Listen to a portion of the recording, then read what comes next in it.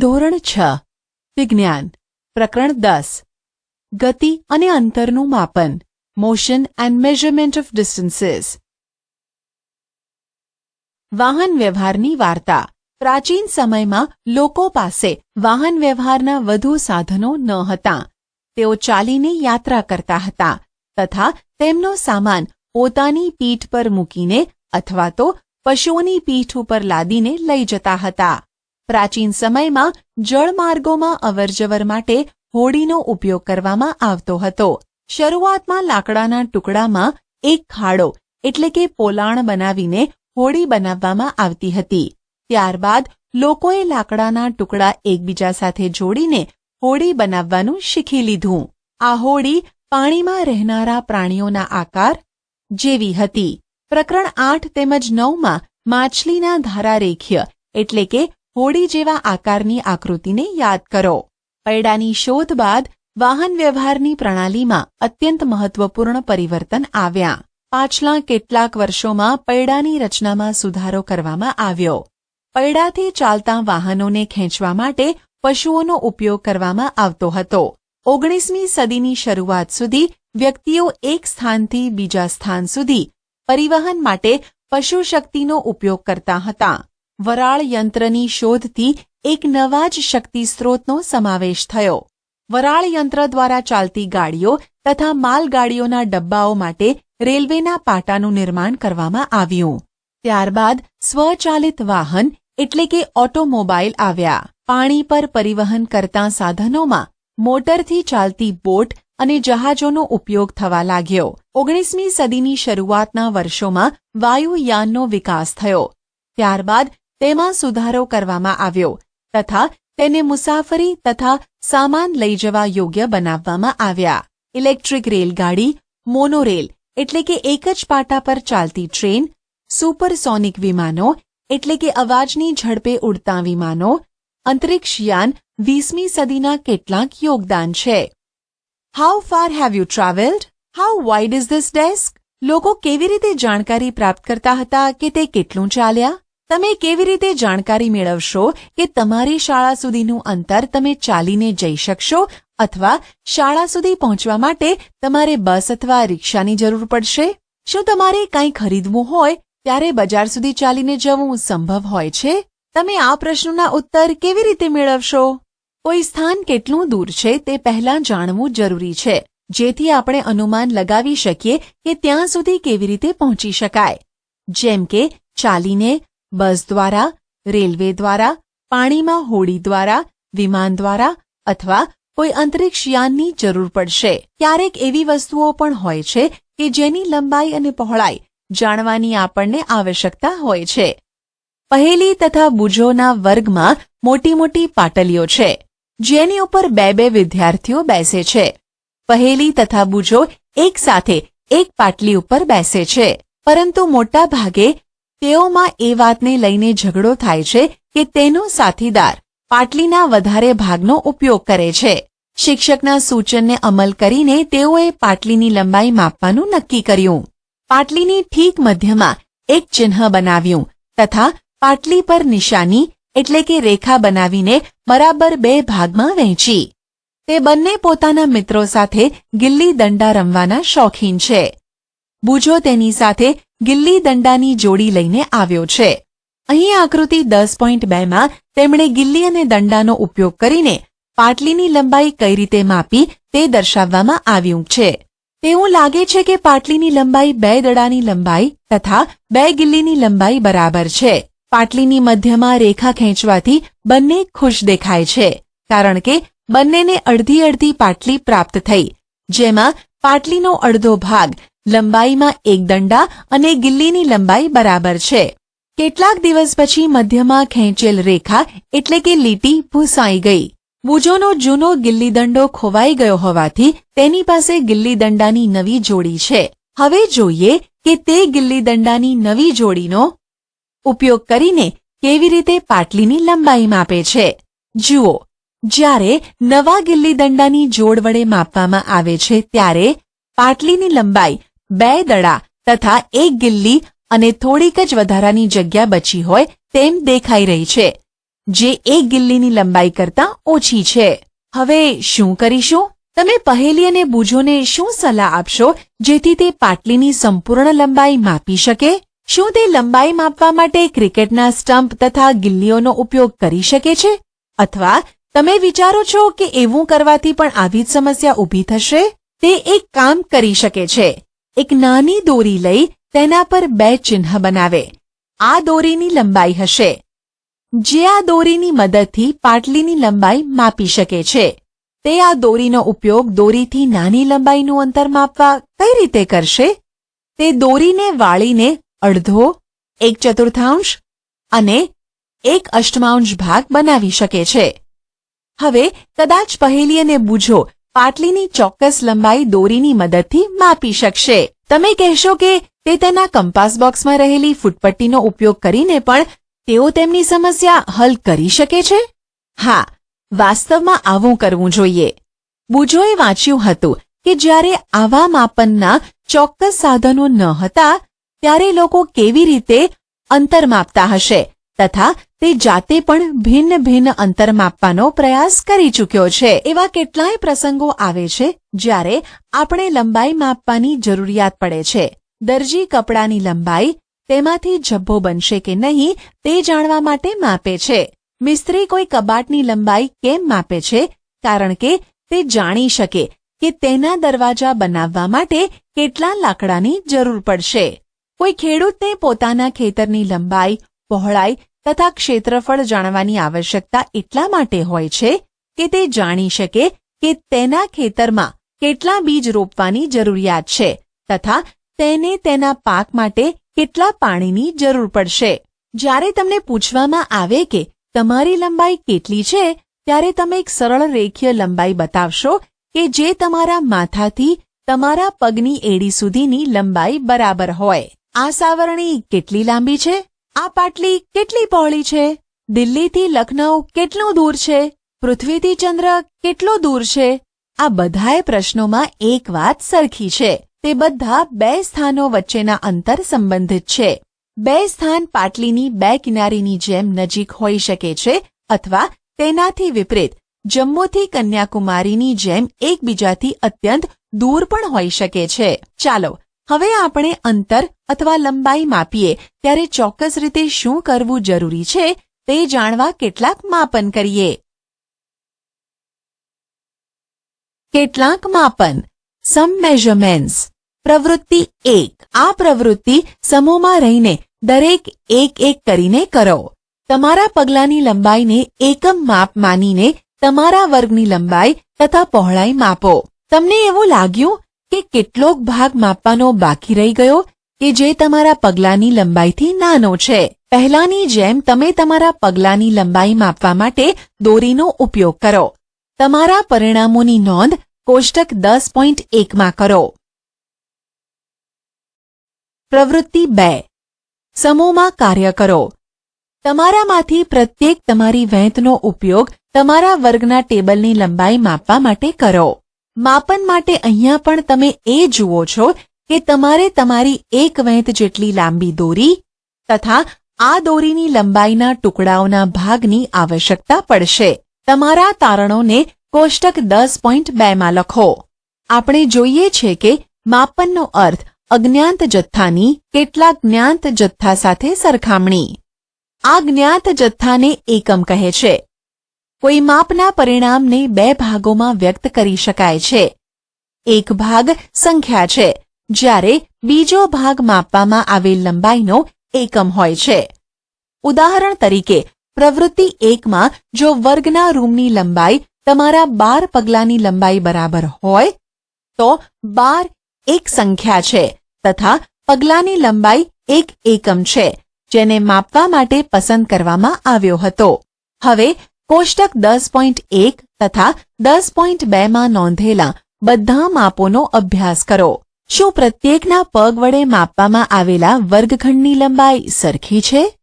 શું બધાની વેંત દ્વારા માપવામાં આવેલી ટેબલની લંબાઈ સરખી છે? કદાચ આ પરિણામ ભિન્ન ભિન્ન હોઈ શકે છે કારણ કે તમારી વેંતની લંબાઈ તમારા મિત્રની વેંતની લંબાઈથી અલગ હોઈ શકે છે. તેવી જ રીતે બધા જ વિદ્યાર્થીઓના પગલાંની લંબાઈ અલગ અલગ હોઈ શકે છે. જેથી તમે વેંત અથવા પગલાંની લંબાઈ દ્વારા માપેલ અંતર કોઈ વ્યક્તિને બતાવો છો ત્યારે તે વાસ્તવમાં એ સમજી શકતો નથી કે તે ચોક્કસ કેટલી લંબાઈ ધરાવે છે, કારણ કે વાસ્તવિક લંબાઈ જાણવા માટે વેંત અથવા પગલાંની લંબાઈ જાણવી આવશ્યક છે. આથી આપણને માપનના કેટલાક એવા એકમોની આવશ્યકતા છે જે દરેક વ્યક્તિ માટે સમાન હોય. માપનના પ્રમાણિત એકમો સ્ટાન્ડર્ડ યુનિટ્સ ઓફ મેઝરમેન્ટ્સ. પ્રાચીન સમયમાં પગની લંબાઈ, આંગળીની જાડાઈ તથા પગલાંના અંતરથી માપન થતું હતું. આ બધા માપનના એકમોનો વાસ્તવમાં ઉપયોગ થતો હતો. હડપ્પા સંસ્કૃતિના લોકોએ ચોક્કસ લંબાઈના સારા એકમનો ઉપયોગ કર્યો હશે, કારણ કે ખોદકામ દરમિયાન પ્રાપ્ત થયેલા કેટલાક નમૂનાઓ ચોક્કસ ભૌમિતિક આકાર ધરાવતા હતા.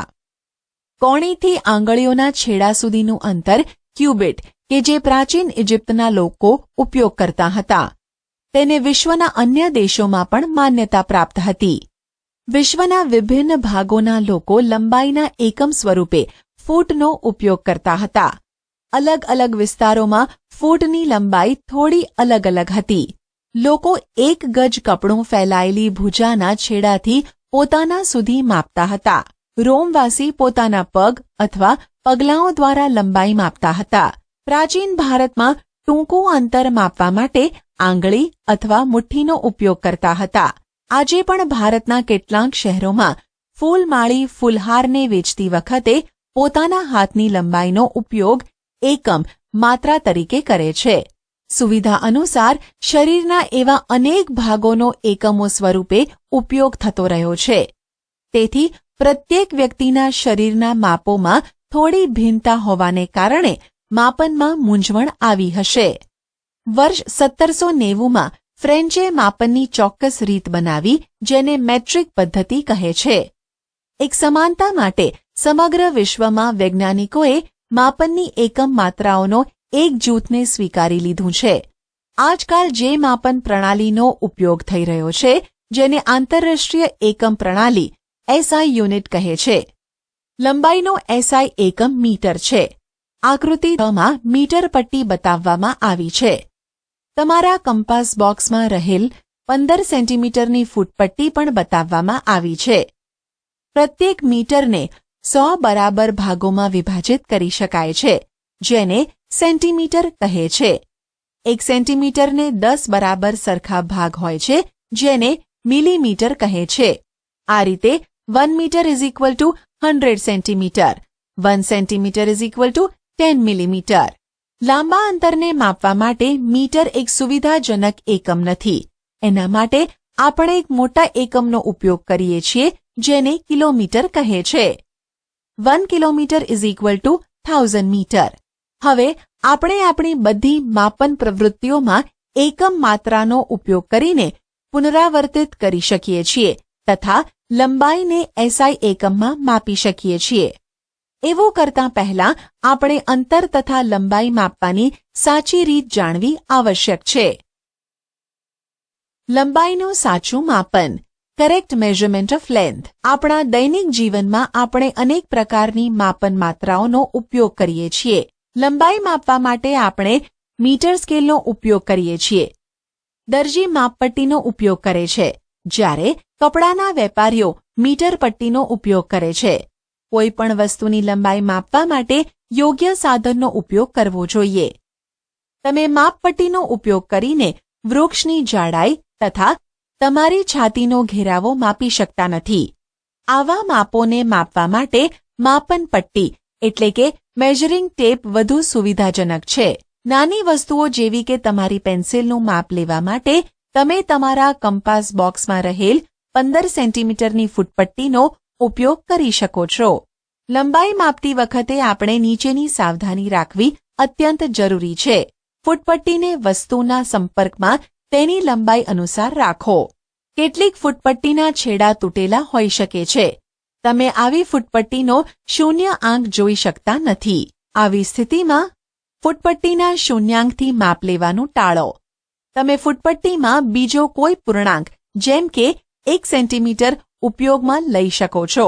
ત્યારે તમે બીજા છેડાના અવલોકનમાંથી પહેલાનું અવલોકન બાદ કરીને યોગ્ય લંબાઈ પ્રાપ્ત કરી શકો છો. ઉદાહરણ તરીકે, એક છેડાનું અવલોકન 1 સેન્ટીમીટર છે, જ્યારે બીજા છેડાનું અવલોકન 14.3 સેન્ટીમીટર છે. આથી વસ્તુની લંબાઈ 14.3 સેન્ટીમીટર બાદ 1 સેન્ટીમીટર બરાબર 13.3 સેન્ટીમીટર છે. 3. માપ લેતી વખતે આંખની સાચી સ્થિતિ પણ જરૂરી છે. તમારી આંખ જે બિંદુનું માપ લેવાનું છે તેની બરાબર સામે હોવી જોઈએ. પ્રવૃત્તિ 3. તમારા સહપાઠીની લંબાઈ પહેલા વેંત અને પછી માપપટ્ટી દ્વારા માપો. તમારા સહપાઠીને દિવાલ સાથે પીઠ રાખીને ઊભા રહેવાનું કહો. તેના માથા ઉપરથી દિવાલ પર એક નિશાન બનાવો. હવે આ ચિહ્ન સુધીની લંબાઈ પહેલા તમારી વેંત દ્વારા માપો અને પછી માપપટ્ટી દ્વારા માપો. અન્ય વિદ્યાર્થીઓને પણ આ જ રીતથી લંબાઈ માપવાનું કહો. બધા તારણ કોષ્ટક 10.3 માં લખો. વિવિધ વિદ્યાર્થીઓ દ્વારા પ્રાપ્ત પરિણામોનું ધ્યાનપૂર્વક અધ્યયન કરો. કોલમ 2 માં પરિણામ એકબીજાથી ભિન્ન હોઈ શકે છે, કારણ કે વિદ્યાર્થીઓની વેંતની લંબાઈ એકબીજાથી ભિન્ન હોઈ શકે છે. હવે કોલમ 3 ના પરિણામોને જુઓ, જેમાં બધા માપ યોગ્ય માપન માત્રા દ્વારા લેવામાં આવ્યા છે. આ પરિણામ એકબીજાના માપની અત્યંત નજીક છે, પરંતુ શું તેઓ સંપૂર્ણ સમાન છે? જો ના, તો તમારા વિચારથી શા માટે તફાવત દેખાય છે? આખરે બધા એક જ સ્કેલનો ઉપયોગ કરી રહ્યા છો. ભિન્ન ભિન્ન વેંતોનો ઉપયોગ તો નથી કરી રહ્યા. આ માપ લેવાની નાની ત્રુટીઓ દ્વારા હોઈ શકે છે. માપનની આવી કેટલીક ત્રુટીઓ વિશે જાણકારી તથા વ્યવહારમાં લાવવાના મહત્વ વિશે ઉપરના ધોરણમાં અભ્યાસ કરશો. કોઈ વક્રરેખાની લંબાઈ માપવી. Measuring the length of curved line. આપણે કોઈ વક્રરેખાની લંબાઈ મીટર સ્કેલ વડે માપી શકતા નથી. વક્રરેખાની લંબાઈ માપવા માટે આપણે દોરીનો ઉપયોગ કરી શકીએ છીએ. પ્રવૃત્તિ 4. વક્રરેખા AB ની લંબાઈ માપવા માટે કોઈ દોરીનો ઉપયોગ કરો. દોરીના એક છેડા પર ગાંઠ બનાવો. આ ગાંઠને બિંદુ A પર રાખો. હવે દોરીને તમારી આંગળી તથા અંગૂઠાની મદદથી ખેંચાયેલી રાખો અને તેના નાના ભાગને રેખા અનુસાર રાખીને માપો. આ બિંદુ પર તમારા એક હાથથી દોરીને પકડો. તમારા બીજા હાથથી દોરીના થોડા ભાગને વક્રરેખા અનુસાર ફેલાવો. આ પ્રક્રિયાને પુનરાવર્તિત કરીને વક્રરેખાના બિંદુ B સુધી પહોંચો. દોરીનો જે ભાગ બિંદુ B પર છે તેને નિશાનીથી અંકિત કરો. હવે આ દોરીને મીટર સ્કેલ પર ફેલાવો. દોરીની શરૂઆતની ગાંઠ તથા તેના બીજા છેડા પર નોંધેલ નિશાનની વચ્ચેની લંબાઈ માપો. આ માપ વક્રરેખા ABની લંબાઈ છે.